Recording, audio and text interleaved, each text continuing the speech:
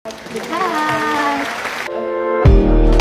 Why am I still here and waiting for us to happen? 'Cause you never Di video kali ini saya akan membahas tentang lembaga-lembaga pendidikan Islam. Terdiri dari beberapa subbab, di antaranya yang pertama masjid, yang kedua langgar, dan yang ketiga surau. Untuk poin yang pertama yaitu masjid. Masjid adalah secara bahasa atau etimologi berarti tempat beribadah. Akar dari masjid adalah sajadah yang berarti sujud atau tunduk. Di sini masjid dibedakan menjadi dua. Yang pertama, masjid pada masa klasik, dan yang kedua, masjid pada masa modern. Masjid klasik merupakan lembaga pendidikan Islam yang sui generis atau yang berarti sesuatu yang memiliki perbedaan dari sifat umumnya atau memiliki keunikan, yang lahir dari umat Islam sendiri yang pada masa awal menjadi institusi sentral dan basis utama bagi pendidikan keumatan. Contohnya di sini diambil dari Masjid Quba. Masjid Quba adalah masjid yang pertama kali dibangun oleh Nabi pada tahun ke-13 kenabiannya atau tahun ke-1 Hijriyah atau sama dengan tanggal 28 Juni 622 Masehi. Masjid modern adalah bangunan tempat ibadah umat muslim yang dipergunakan sebagai tempat ibadah dan kegiatan keagamaan umat muslim. Di sini diambil dari contoh masjid modern. Masjid modern atau Masjid Agung dan Masjid Al-Azham, dua masjid terkemuka di kota Tangerang, memiliki sejarah panjang sebagai kegiatan keagamaan dan tempat kumpul umat muslim. Sistem pendidikan di sini dibedakan menjadi beberapa aspek. Yang pertama, pengajar. Apa sih itu pengajar? Pengajar adalah seseorang yang mengajarkan suatu ilmu kepada peserta didiknya. Di sini pengajar memiliki tugas dan fungsi yang berbeda-beda. Di antaranya yang pertama satu, syaikh, yang artinya guru utama atau mudaris, menjadi imam masjid, pemimpin sholat berjamaah, khotib sholat Jumat, pengajar, dan administrator dalam proses pendidikan di masjid. Yang kedua naib, atau disebut juga dengan asisten syekh sewaktu-waktu menggantikannya dalam proses belajar mengajar.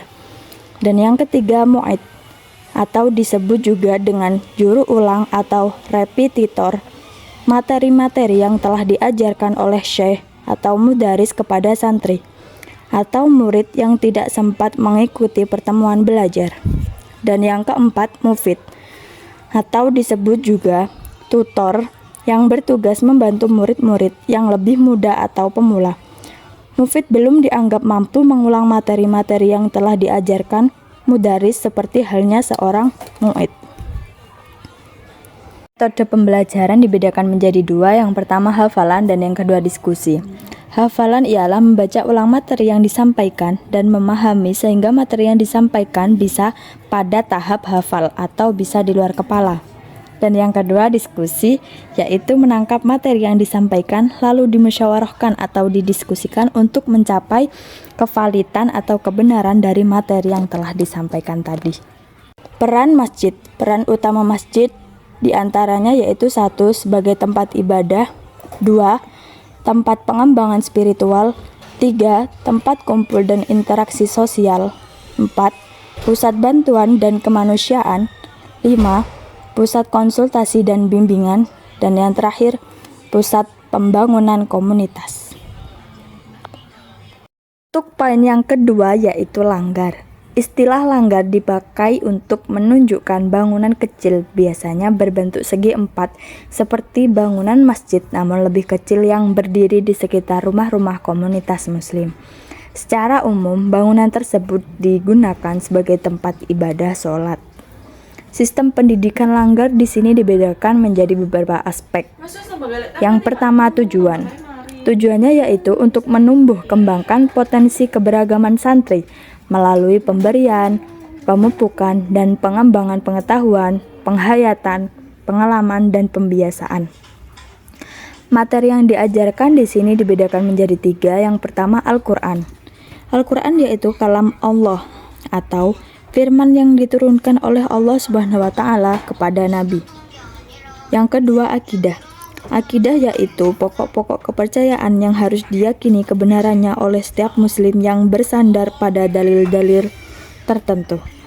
Yang ketiga, fikih, yaitu ilmu tentang hukum syariah terhadap yang dilakukan yang diambil dari dalil-dalil yang terperinci. Metode pembelajaran yaitu yang pertama, belajar melafalkan satu persatu huruf Arab, yaitu mengenal huruf dengan menyebutkan tandanya, mengeja jenis-jenis harokat, dikenalkan dengan tanda harokat ganda atau tanwin, belajar membaca Al-Quran dengan menggunakan juz amma. Model evaluasi menggunakan metode pembelajaran sorogan, maka evaluasi pembelajaran Al-Quran dilakukan secara langsung setiap tatap muka, santri membaca sedangkan guru menyimak. Untuk poin yang ketiga yaitu surau. Surau memiliki pengertian bangunan kecil yang dibangun untuk penyembahan arwah nenek moyang. Karena alasan inilah surau paling awal biasanya dibangun di puncak bukit pada tempat yang lebih tinggi dari lingkungannya. Di sini diambil contoh yaitu Surau Tuanku Syekh Silungkang di daerah Solo. Surau ini pernah dikunjungi para pejabat Belanda pada tahun 1860-an. Karakteristik sistem pendidikan surau yaitu 1. Klasifikasi surau berdasarkan jumlah murid. 2. Klasifikasi surau dari segi fungsinya. 3. Kepemimpinan dalam sistem pendidikan surau. 4. Murid dalam sistem pendidikan surau. 5. Isi atau materi, metode, dan literatur keagamaan sistem pendidikan surau. 6. Tarekat sebagai pendidikan tasawuf. Tujuan dari surau yaitu untuk menumbuh kembangkan potensi keberagaman santri melalui pemberian, pemupukan, dan pengembangan pengetahuan, penghayatan, pengalaman, pembiasaan, serta pengalaman peserta didik tentang agama Islam tingkat dasar dalam rangka menyiapkan manusia muslim yang terus berkembang keimanan dan ketakwaannya kepada Allah Subhanahu wa Ta'ala. Materi diajarkan di dalam surau yaitu 1. Al-Quran atau disebut juga dengan kalam Allah. Yang kedua, akidah dan akhlak yang berisi tentang pokok-pokok kepercayaan berdasarkan dalil-dalil yang sudah ditetapkan. Akhlak yaitu etika atau budi pekerti dari suatu seseorang. Yang ketiga yaitu fikih tentang hukum syariah yang bersandar pada dalil-dalil tertentu.